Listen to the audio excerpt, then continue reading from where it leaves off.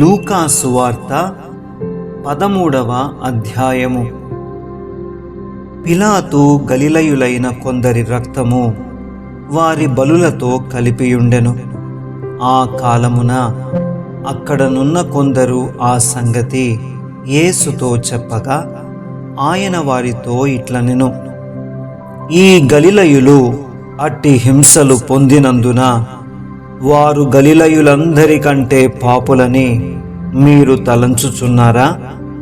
కారని మీతో చెప్పుచున్నాను, మీరు మారు మనస్సు పొందని ఎడల మీరందరూ అలాగే నశింతురు.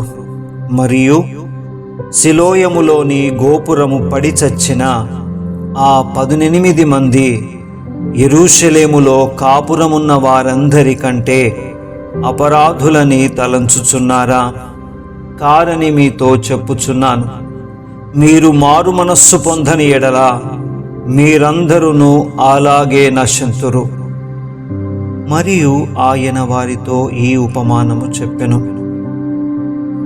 ఒక మనుష్యుని ద్రాక్ష తోటలో అంజూరపు చెట్టొకటి నాటబడి ఉండెను. అతడు దాని పండ్లు వెదక వచ్చినప్పుడు ఏమీయూ దొరకలేదు. గనుక అతడు, ఇదిగో, 3 ఏండ్ల నుండి నేను ఈ అంజూరపు చెట్టున పండ్లు వెదక వచ్చుచున్నాను గాని ఏమీయూ దొరకలేదు. దీనిని నరికివేయుము. దీని వలన ఈ భూమియు ఏల వ్యర్థమైపోవలనని ద్రాక్ష తోటమాలితో చెప్పెను. అయితే వాడు, అయ్యా, నేను దాని చుట్టూ త్రవ్వి ఎరువు వేయు మట్టుకు ఈ సంవత్సరము కూడా ఉండనిమ్ము. అది ఫలించినా సరి, లేని ఎడల నరికివేయుమని అతనితో చెప్పెను. విశ్రాంతి దినమున ఆయన ఒక సమాజ మందిరములో బోధించుచున్నప్పుడు 18 ఏండ్ల నుండి బలహీనపరచు దయ్యము పట్టిన ఒక స్త్రీ అచ్చట నుండెను. ఆమె నడుము వంగిపోయి ఎంత మాత్రమును చక్కగా నిలువబడలేకుండెను. యేసు ఆమెను చూచి రమ్మని పిలిచి, అమ్మా, నీ బలహీనత నుండి విడుదల పొందియున్నావని ఆమెతో చెప్పి ఆమె మీద చేతులుంచగానే ఆమె చక్కగా నిలువబడి దేవుని మహిమపరచెను. యేసు విశ్రాంతి దినమున స్వస్థపరచినందున ఆ సమాజ మందిరపు అధికారి కోపముతో మండిపడి జనసమూహమును చూచి, పనిచేయదగిన 6 దినములు కలవు గనుక ఆ దినములలోనే వచ్చి స్వస్థత పొందుడి, విశ్రాంతి దినమందు రావద్దని చెప్పెను. అందుకు ప్రభువు, వేషధారులారా, మీలో ప్రతివాడును విశ్రాంతి దినమున తన ఎద్దునైనను గాడిదనైనను గాడి యొద్ద నుండి విప్పి తోలుకొని పోయి నీళ్లు పెట్టును గదా. ఇదిగో, 18 ఏండ్ల నుండి సాతాను బంధించిన అబ్రహాము కుమార్తె అయిన ఈమెను విశ్రాంతి దినమందు ఈ కట్ల నుండి విడిపింపదగదా అని అతనితో చెప్పెను. ఆయన ఈ మాటలు చెప్పినప్పుడు ఆయన నిదిరించిన వారందరూ సిగ్గుపడిరి. అయితే జనసమూహమంతయు ఆయన చేసిన ఘనకార్యములన్నిటినీ చూచి సంతోషించెను. ఆయన, దేవుని రాజ్యము దేనిని పోలియున్నది? దేనితో దాని పోల్తును? ఒక మనుష్యుడు తీసుకొని పోయి తన తోటలో వేసిన ఆవగింజను పోలియున్నది. అది పెరిగి వృక్షమాయెను. ఆకాశ పక్షులు దాని కొమ్మల యందు నివసించననెను. మరలా ఆయన, దేవుని రాజ్యమును దేనితో పోల్తును? ఒక స్త్రీ తీసుకొని అంతయు పులిసి పొంగు వరకు 3 కుంచముల పిండిలో దాచిపెట్టిన పుల్లని పిండిని పోలియున్నదని చెప్పెను. ఆయన యెరూషలేమునకు ప్రయాణమైపోవచ్చు బోధించుచు పట్టణములలోనూ గ్రామములలోనూ సంచారము చేయుచుండెను. ఒకడు, ప్రభువా, రక్షణ పొందువారు కొద్దిమందేనా అని ఆయననడుగగా, ఆయన వారిని చూచి, ఇరుకు ద్వారమున ప్రవేశింప పోరాడుడి, అనేకులు ప్రవేశింపజూతురు గాని వారి వలన కాదని మీతో చెప్పుచున్నాను. ఇంటి యజమానుడు లేచి తలుపు వేసిన తరువాత మీరు వెలుపల నిలిచి తలుపు తట్టి, అయ్యా, మాకు తలుపు తీయుమని చెప్పనారంభించినప్పుడు ఆయన మీరెక్కడి వారో మిమ్మును ఎరుగనని ఉత్తరము మీతో చెప్పును. అందుకు మీరు, నీ సముఖమందు మేము తిని త్రాగుచుంటిమే, నీవు మా వీధులలో బోధించితివే అని చెప్పసాగుదురు.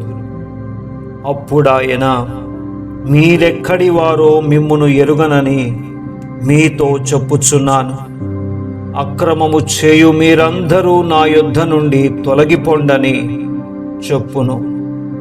అబ్రహాము, ఇస్సాకు, యాకోబులను సకల ప్రవక్తలను దేవుని రాజ్యములో ఉండుటయు, మీరు వెలుపలికి త్రోయబడుటయు మీరు చూచునప్పుడు మీరు ఏడ్చుచు పండ్లు కొరుకుదురు. మరియు జనులు తూర్పు నుండి, పడమట నుండి, ఉత్తరము నుండి, దక్షిణము నుండి వచ్చి దేవుని రాజ్యమందు కూర్చుందురు. ఇదిగో, కడపటి వారిలో కొందరు మొదటి వారగుదురు, మొదటి వారిలో కొందరు కడపటి వారగుదురని చెప్పెను. ఆ గడియలోనే కొందరు పరిసయ్యులు వచ్చి, నీవిక్కడ నుండి బయలుదేరి పొమ్ము, హేరోదు నిన్ను చంపగోరుచున్నాడని ఆయనతో చెప్పగా, ఆయన వారిని చూచి, మీరు వెళ్ళి ఆ నక్కతో ఇలాగు చెప్పుడి, ఇదిగో, నేడును రేపును నేను దయ్యములను వెళ్ళగొట్టుచు రోగులను స్వస్థపరచుచునుండి 3వ దినమున పూర్ణ సిద్ధి పొందెదను. అయినను నేడు రేపు ఎల్లుండి నా త్రోవను నేను పోవుచుండవలెను. ప్రవక్త యెరూషలేమునకు వెలుపల నశింపవల్లపడదు. యెరూషలేమా, యెరూషలేమా, ప్రవక్తలను చంపుచు నీ యొద్దకు పంపబడిన వారిని రాళ్లతో కొట్టుచునుండుదానా, కోడి తన పిల్లలను తన రెక్కల క్రింద ఏలాగు చేర్చుకొనునో అలాగే ఎన్నో మారులు నేను నీ పిల్లలను చేర్చుకొనవలనని ఉంటిని గాని మీరొల్లకపోతిరి. ఇదిగో, మీ ఇల్లు మీకు పాడుగా విడవబడుచున్నది. ప్రభువు పేరట వచ్చువాడు స్తుతింపబడునుగాకని మీరు చెప్పు వరకు మీరు నన్ను చూడరని మీతో చెప్పుచున్నానెను.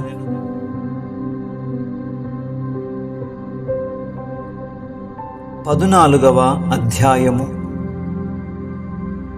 విశ్రాంతి దినమున ఆయన భోజనము చేయుటకు పరిసయ్యుల అధికారులలో ఒకని ఇంటిలోనికి వెళ్ళినప్పుడు ఆయన ఏమి చేయునో అని వారాయనను కనిపెట్టుచుండిరి. అప్పుడు జలోదర రోగము గల ఒకడు ఆయన ఎదుట ఉండెను. యేసు, విశ్రాంతి దినమున స్వస్థపరచుట న్యాయమా కాదా అని ధర్మశాస్త్రోపదేశకులను పరిసయ్యులను అడుగగా వారూరకుండిరి.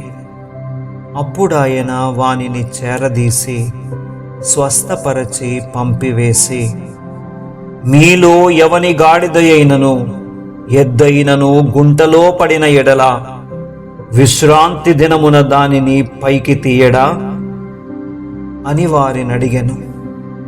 ఈ మాటలకు వారు ఉత్తరము చెప్పలేకపోయిరి. పిలువబడిన వారు భోజన పంక్తిని అగ్రపీఠములు ఏర్పరచుకొనుట చూచి ఆయన వారితో ఈ ఉపమానము చెప్పెను. నిన్నెవరైనను పెండ్లి విందుకు పిలిచినప్పుడు అగ్రపీఠము మీద కూర్చుండవద్దు. ఒకవేళ నీకంటే ఘనుడు అతని చేత పిలువబడగా నిన్నును అతనిని పిలిచినవాడు వచ్చి ఇతనికి చోటిమ్మని నీతో చెప్పును. అప్పుడు నీవు సిగ్గుపడి కడపటి చోటున కూర్చుండసాగుదు. అయితే నీవు పిలువబడినప్పుడు నిన్ను పిలిచినవాడు వచ్చి, స్నేహితుడా, పైచోటికి పొమ్మని నీతో చెప్పులాగున నీవు పోయి కడపటి చోటున కూర్చుండుము. అప్పుడు నీతో కూడా కూర్చుండు వారందరి ఎదుట నీకు ఘనత కలుగును. తన్ను తాను హెచ్చించుకొను ప్రతివాడును తగ్గింపబడును, తన్ను తాను తగ్గించుకొనువాడు హెచ్చింపబడునని చెప్పెను. మరియు ఆయన తన్ను పిలిచిన వానితో ఇట్లనెను,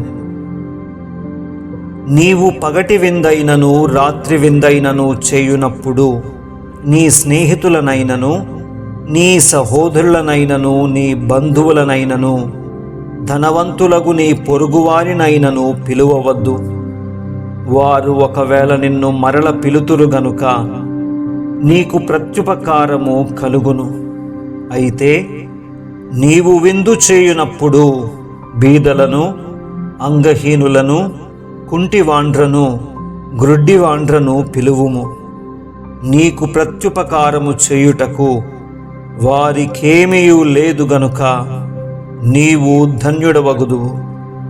నీతిమంతుల పునరుత్థానమందు నీవు ప్రత్యుపకారము పొందుదువని చెప్పెను. ఆయనతో కూడా భోజన పంక్తిని కూర్చుండిన వారిలో ఒకడు ఈ మాటలు విని, దేవుని రాజ్యములో భోజనము చేయువాడు ధన్యుడని ఆయనతో చెప్పగా, ఆయన అతనితో ఇట్లనెను, ఒక మనుష్యుడు గొప్ప విందు చేయించి అనేకులను పిలిచెను. విందు కాలమందు అతడు, ఇప్పుడు సిద్ధమయ్యున్నది, రండని పిలువబడిన వారితో చెప్పుటకు తన దాసుని పంపెను. అయితే వారందరూ ఏక మనస్సుతో నెపములు చెప్పసాగిరి. మొదటివాడు, నేనొక పొలము కొనియున్నాను, అవశ్యముగా వెళ్ళి దాని చూడవలెను, నన్ను క్షమింపవలెనని నిన్ను వేడుకొనుచున్నానెను. మరి ఒకడు, నేను 5 జతల ఎడ్లను కొనియున్నాను, వాటిని పరీక్షింప వెళ్ళుచున్నాను, నన్ను క్షమింపవలెనని వేడుకొనుచున్నానెను. మరి ఒకడు, నేనొక స్త్రీని వివాహము చేసుకొన్నాను, అందుచేత నేను రాలేననెను. అప్పుడు ఆ దాసుడు తిరిగి వచ్చి ఈ మాటలు తన యజమానునికి తెలియజేయగా, ఆ ఇంటి యజమానుడు కోపపడి, నీవు త్వరగా పట్టణపు వీధులలోనికిని సందులలోనికిని వెళ్ళి బీదలను, అంగహీనులను, కుంటివారిని, గ్రుడ్డివారిని ఇక్కడికి తోడుకొని రమ్మని ఆ దాసునితో చెప్పెను. అంతటా దాసుడు, ప్రభువా, నీవాజ్ఞాపించినట్టు చేసితిని గాని ఇంకనూ చోటున్నదని చెప్పెను. అందుకు యజమానుడు, నా ఇల్లు నిండునట్లు నీవు రాజమార్గములలోనికిని కంచెలలోనికిని వెళ్ళి లోపలికి వచ్చుటకు అక్కడి వారిని బలవంతము చేయుము. ఏలయనగా పిలువబడిన మనుష్యులలో ఒకడును నా విందు రుచి చూడడని మీతో చెప్పుచున్నానెను. బహుజన సమూహములు ఆయనతో కూడా వెళ్ళుచున్నప్పుడు ఆయన వారి తట్టు తిరిగి, ఎవడైనను నా యొద్దకు వచ్చి తన తండ్రిని, తల్లిని, భార్యను, పిల్లలను, అన్నదమ్ములను, అక్కచెల్లెండ్రను, తన ప్రాణమును సహా ద్వేషింపకుంటే వాడు నా శిష్యుడు కానేరడు. మరియు ఎవడైనను తన సిలువను మోసికొని నన్ను వెంబడింపని ఎడల వాడు నా శిష్యుడు కానేరడు. మీలో ఎవడైనను ఒక గోపురము కట్టింపగోరిన ఎడల దానిని కొనసాగించుటకు కావలసినది తన యొద్ద ఉన్నదో లేదో అని కూర్చుండి తగులబడి మొదట లెక్క చూచుకొనడా? చూచుకొనని ఎడల అతడు దాని పునాది వేసి ఒకవేళ దానిని కొనసాగింపలేకపోయినందున చూచువారందరూ ఈ మనుష్యుడు కట్ట మొదలు పెట్టెను గాని కొనసాగింపలేకపోయెనని అతని చూచి ఎగతాళి చేయసాగుదురు. మరియు ఏ రాజైనను మరి ఒక రాజుతో యుద్ధము చేయబోవునప్పుడు తన మీదికి 20,000 మందితో వచ్చువానిని 10,000 మందితో ఎదిరింప శక్తి తనకు కలదో లేదో అని కూర్చుండి మొదట ఆలోచింపడా?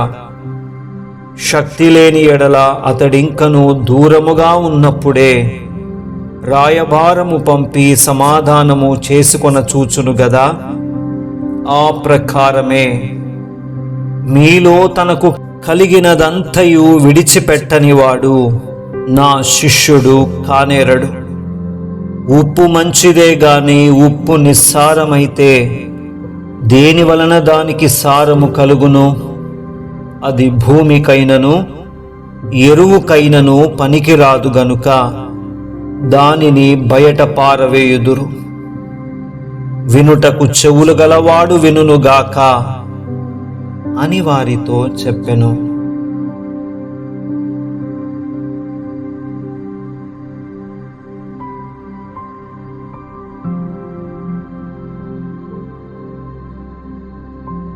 ఆమేన్.